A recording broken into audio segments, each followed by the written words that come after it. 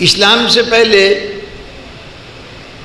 محرم یہودیوں کے کیلنڈر کے مطابق سال کا 7واں مہینہ تھا،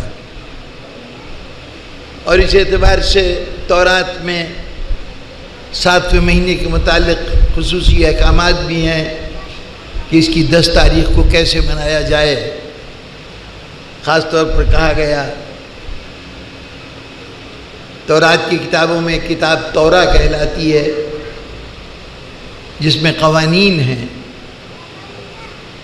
اس کے 17ویں باب میں خاص طور پر یہ کہا گیا کہ جب 7واں مہینہ آئے، اس کی 10ویں تاریخ کو جو شخص بھی دنیاوی کاموں میں دلچسپی لے گا وہ خدا کی بادشاہی سے نکل جائے گا۔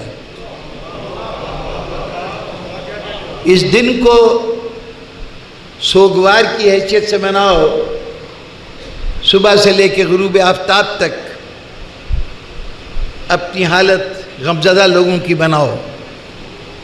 یہودیوں کی تاریخ میں کوئی واقعہ نہیں ہے جو محرم کی 10 تاریخ کو ہوا ہو۔